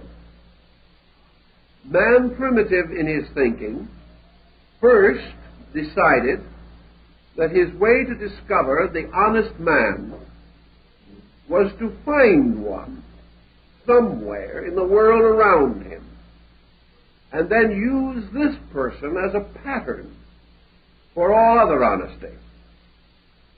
We have done the same thing in religion. We have taken the one good man and made him the archetype of an ideal humanity. We have taken one virtuous person and called his way of life virtue. We have taken him gradually out of it, but we have never lost sight of the example which he gave, which becomes the standard for the estimation of an abstract value. Thus, our search for honesty had to center in the honest man. That his own consciousness accepted or rejected these phenomena by intent or purpose. It was merely a something forever available to become aware of whatever stimuli was brought within its range. Gradually, however, the investigation of phenomena has led to the conclusion that whether we are aware of our own awareness or not, that there is a certain continuous activity from within ourselves, even in the most simple problem of seeing. Seeing is not merely the sense of sight, registering its own testimony upon something within man. The seeing involves a motion from within man, a motion of experience, a motion of inevitable and intuitive recognitions. The individual seeing, whether he is aware of it or not, immediately begins to estimate the thing seen. A power within himself begins to pass judgment upon the thing seen. And this judgment is nearly always based upon experience, based upon memory, or upon previous instances in which similar things have been seen, or upon comparison, or perhaps upon the intuitive sense of utilities involved. Whether we know it or not, we always see with a certain appraising power. We are constantly passing some kind of judgment about the things seen, accepting it, rejecting it, liking it, disliking it, responding to it pleasurably or without pleasure, actively or passively. Thus, there is something within the individual that responds to the pressure of sensory perception and causes awareness to be immediately specialized into a series of judgments, conclusions, attitudes, and opinions. Yet this process, occurring almost too rapidly for us to estimate it, still does not cause the individual to experience the fact of his own participation in awareness. Most persons, being aware of something, are not aware of their own faculty procedure. They merely accept things seen, assuming that this is a natural and normal procedure. It is only after the rise of man's philosophic life, when he began to question the methodology of things that happened to him, that he began to get frustrated over the problem of his own awareness. Prior to this time, he simply was glad that he had this awareness. Gradually, however, the problem of trying to understand it intrigued his mind, intrigued his reason. Now, why should man wish to know how and why he is aware? Probably the answer lies in the gradual arising in human nature of certain doubts. From early time, man became aware of the fallibility of his own judgments. He realized that he could be mistaken, that due to the pressure of some psychic factor within himself, he could not depend upon the validity of his own sensory perception.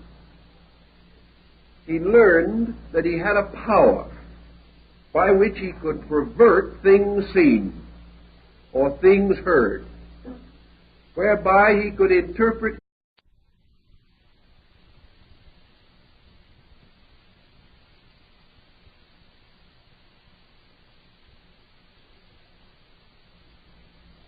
This evening we have a subject which is probably one of the most difficult in the entire field of our interest.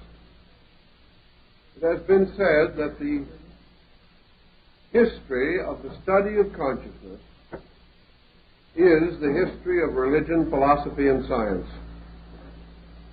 That these fields all depend, finally, on the gradual unfoldment of concepts concerning the power to know, the means by which knowledge is attained, and all the other ramifications by which reason and judgment can be derived from experiences of awareness. Some of the early modern philosophers were of the opinion that the term consciousness should be dropped entirely, as having developed gradually around itself such a frustration of meanings that it was no longer possible to use the term or the word intelligibly. Today it means almost anything that the individual wants it to mean. He applies it to every type of cognition, and he also involves it in nearly all of his spiritual and religious beliefs and ideas, with the result that semantically the word lost boundaries, and since the 19th century has been in comparative chaos as to internal structure. I don't agree, however, that we can afford to drop it as a word or seek for a substitute. Rather, I think we must clarify, in so much as we can, the essential meaning of our term and try to rescue it from the involvements into which it has fallen. As might be naturally supposed, our first difficulty is to define the term consciousness, trying to discover what it actually means. What do we discover? What do we actually find? Apparently, the term consciousness is most generally used to cover the field which we term awareness. It is a power or a faculty by which we are aware. By awareness, we mean awakeness. We mean that these faculties are in a position or in a condition to accept the stimuli that may come to them from a variety of sources, external or internal. Awareness, therefore, is the state of being in the presence of a recognized phenomenon of some kind. We are aware of things around us. And this brings us to the first question that has been asked. Is man aware of the fact that he is aware? Up to a very recent time, there is reason to doubt that. Awareness was an acceptance.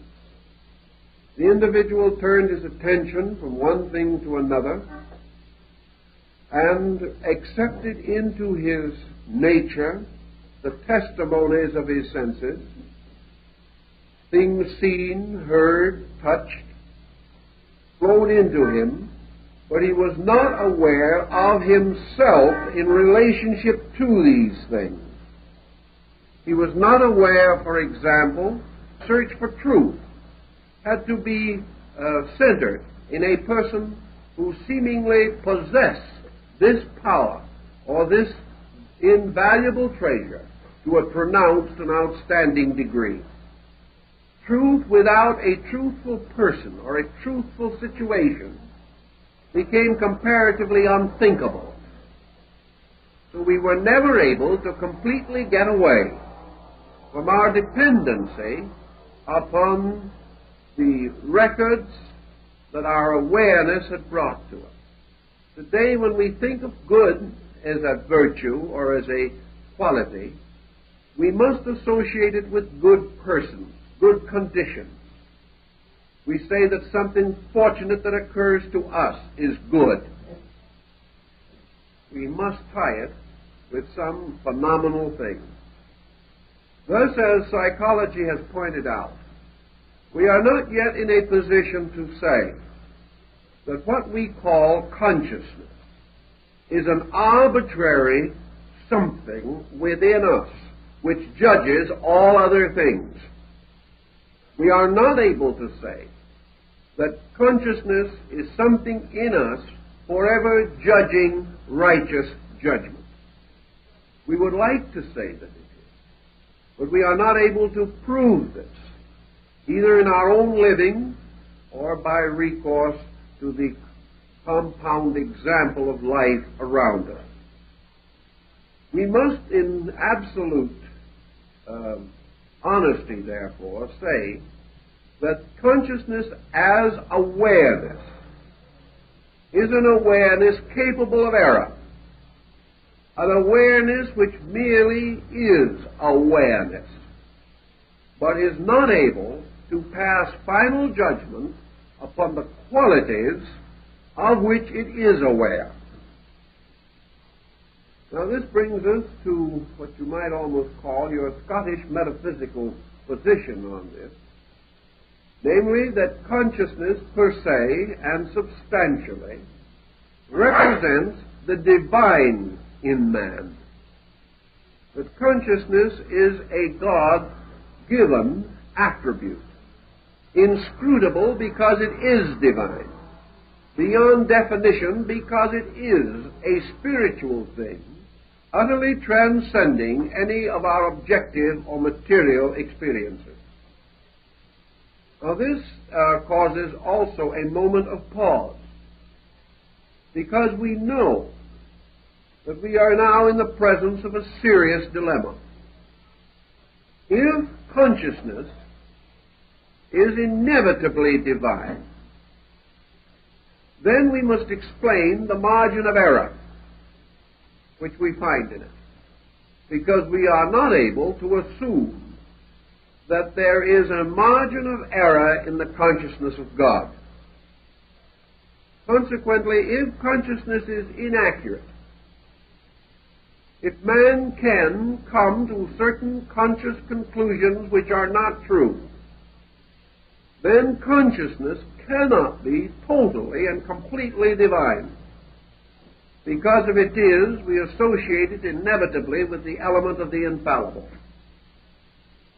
And every aspect of consciousness that man knows today is fallible.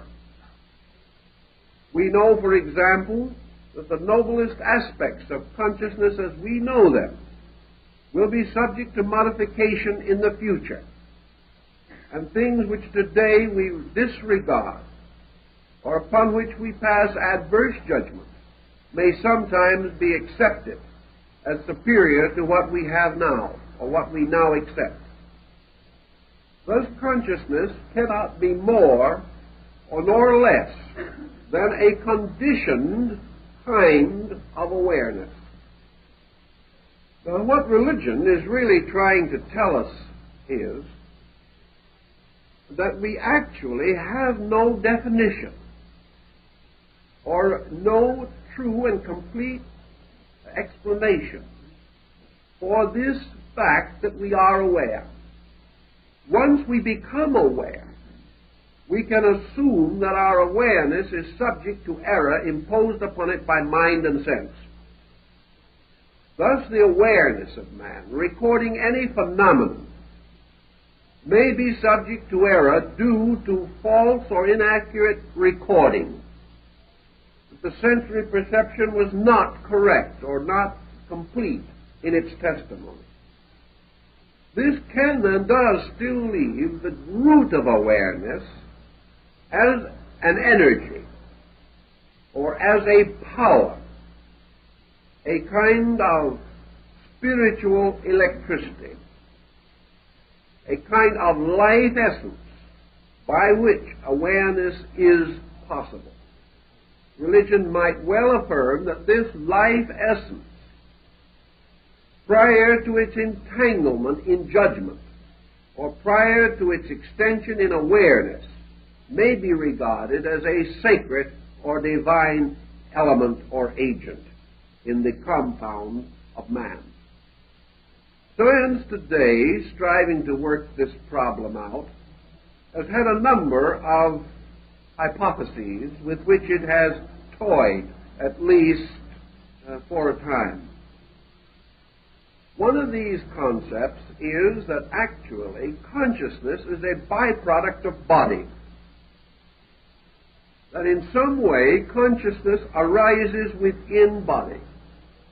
That it is due to the chemistry of the kind of creature that we are. And that no other kind of creature could have our kind of consciousness. Now, if this is true, however, and consciousness arises from a complete chemistry of the body, then it would naturally follow that any major change in the body would alter consciousness, and this is not true. Therefore, we are forced to pause in this thought. In the war, the late World War, there were men who lost both arms and both legs. The total amount of the body actually lost being nearly 50%. Yet there is no evidence that their consciousness changed in any way. It did not mean that they recognized any major change in themselves as centers of awareness. They were naturally handicapped and perhaps mentally and emotionally most disturbed. But actually, they did not change basic consciousness. Also, it has been noted that consciousness is removed from any area of the body that is separated from the circulation of the central nervous system. Therefore, that in some mysterious way, consciousness moves in and through the body by means of the central nervous system. Therefore, if consciousness be regarded as an attribute of body, then the chemistry or alchemy must take place within the central nervous system so that the bodily contributions pass through certain changes and refinements or reorganizations in these areas before they can be regarded as the ground of a conscious reaction. In the last 10 years, the problem has changed its complexion again. We have less emphasis upon consciousness as byproduct of biological function. We are again beginning to think of consciousness as something imposed upon body, something separate from and superior to body, either arising in a psychic field, which is an overtone of body, or else in a soul sphere, which is an undertone of spirit, and is itself superior to body. All these theories and problems and postulations have their strong advocates